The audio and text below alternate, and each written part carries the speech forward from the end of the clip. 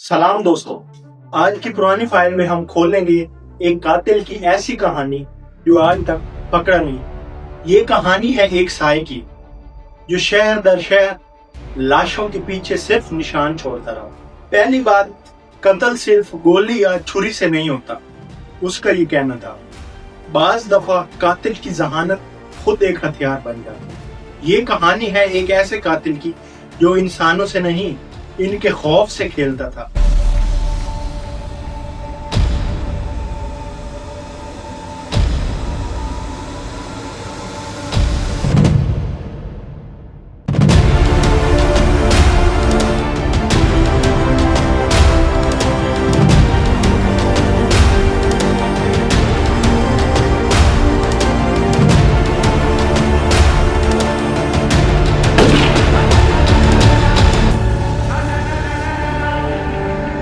इसका नाम था ज़ोडोइक कलर। रात के वक्त एक नौजवान जोड़ा, बेटी लू और डेविड, अपनी कार में बैठे ड्रिंक्स पी रहे थे।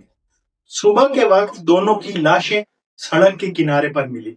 डेविड को सर में गोली मारी गई थी, जबकि उसकी गर्लफ्रेंड को सीने में बहुत सारी गोलियां मारकर हलाक किया गया था। न चोरी हुई, न ज्यादती, न कोई सुराग। पुलिस हैरान, और ये सिर्फ आगाज था।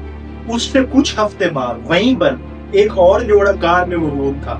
अचानक एक शख्स आता है, पास रुकता है, 5 गोलियां मारकर चला जाता, जिसमें डार्लिन मौके पर दम तोड़ देती है और माइक बन जाता है, जो बाद में कातिल की शक्ल बयान करता है। चौंका देने वाली बात यह है कि 3 दिन बाद एक अखबार को एक खत मौसूल होता है, जिस खत में सिर्फ ये लिखा होता है कि मैं ही हूं जिसने दोनों वाकयात करे हैं। मेरे पास इनके कपड़ों के टुकड़े और गोलियां मौजूद। अगर मेरा खत पहले सफे पर नहीं छपा तो मजीद कत्ल करूंगा।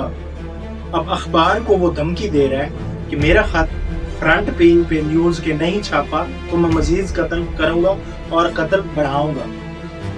साथ में एक अजीब सा कोड भी था, जिसका मतलब था मुझे लोगों को कत्ल करना अच्छा लगता है क्योंकि ये बहुत मजेदार है। कुछ दिन बाद उसी अखबार को एक और खत आता है और उसमें कातिल ने अपना नाम लिखा हो, साथ एक निशाना नुमा निशान होता है, इसमें XO लिखा हो।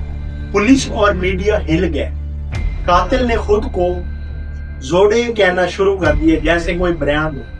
कुछ अरसे बाद ब्रायन और सिसिलिया एक झील के किनारे पर बैठे थे।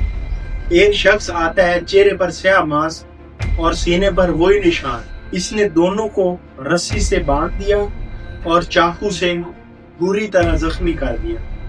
फिर इनकी गाड़ी पर लिख दिया। उनकी गाड़ी पर लिखा, लेक बेरिसा, सितंबर 27, 6:30 PM बाय नाइफ, चाकू के जरिए। सिसिलिया मर गई, ब्रायन मौजूदी तौर पर जिंदा बच गया। पाउल स्टाइन एक टैक्सी ड्राइवर। एक मुसाफिर आता है, टैक्सी में बैठता है और आखिरी स्टॉप पर उसे गोली मार देता है। कातिल इसकी कमीज का एक टुकड़ा काट कर ले जाता है और खत में शामिल करता है। 3 बच्चों ने कातिल को भागते देखा। पुलिस के हाथ खाका लगा, मगर ये गलत फहमी हुई। पुलिस को कहा गया कि कातिल सफेद था, जबकि वो ब्राउन था।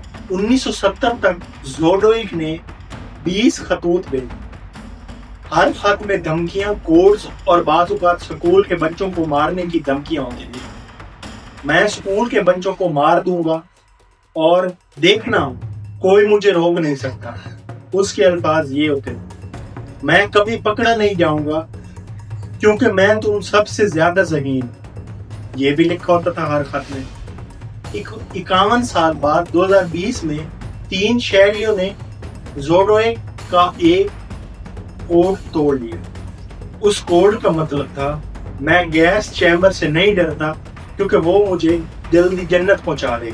लेकिन कातिल का नाम अभी भी मालूम नहीं हो सका। आर्थर ली एलन, ज़ोडोइक का करीबी रिश्तेदार। इसके पास वैसी ही गाड़ी थी, इसके पास वैसा ही टाइपराइटर था जिसके जरिए खतूत लिखते थे, लेकिन DNA मैच नहीं हुआ। 2021 में एक ग्रुप ने दावा किया कि यही ज़ोडोइक था। مگر FBI نے انکار کیا کیونکہ ثبوت ناکافی تھے اور DNA میچ نہیں کر رہا۔ زوڈیک نے دعویٰ کیا کہ اس نے 37 افراد کو مارا، مگر پولیس صرف 5 قتل ثابت کر سکتی ہے۔ آج بھی زوڈیک FBI کے سب سے پراسرار اور انسالوڈ کیسز میں شامل ہے۔ 2022 میں کیلیفورنیا کی پولیس نے ایک بند الماری کھولی، ایک لائبریری میں، جس میں 1970 کے کچھ خطوط کی اوریجنل کاپیاں اور DNA کے سیمپلز موجود تھے۔ جدید ترین آرٹیفیشل انٹیلیجنس اور جینیاتی ڈیٹا بیس کا استعمال کرتے ہوئے پولیس نے اس سے ایک DNA سے میچ کرا جو کہ قاتل کا قریبی رشتہ دار تھا۔ اب اس کا کہنا تھا کہ وہ مر چکا ہے زوڈیک۔ اب عدالت میں کیس فائل کرا گیا کہ اس کی لاش قبر سے نکالتے ہیں اور اس کا DNA میچ کر کے کنفرم کرتے ہیں کہ کیا وہ مارا جا چکا ہے یا ابھی بھی خاموشی سے لوگوں کو مار رہا ہے۔ اب وہ قاتل ایک سایہ نہیں بلکہ ایک ایسی پرانی فائل ہے جو تب کھلے گی جب عدالت نے اس کی قبر کشائی کی اجازت دے دی۔ اس کے بعد وہ فائل کھلے گی، ویریفائی کریں گے کہ یہ وہی ہے اور وہ فائل پھر سے بند کر دی جائے گی اور اس کے شاید اس کے گناہوں کی سزا اس کو کبھی نہ دی جا سکے کیونکہ وہ آلریڈی مر چکا ہے۔ آج کی تھی یہ ویڈیو، ملتے ہیں اپنی نیکسٹ امیزنگ ویڈیو میں۔ اپنا خیال رکھیے گا، اللہ حافظ۔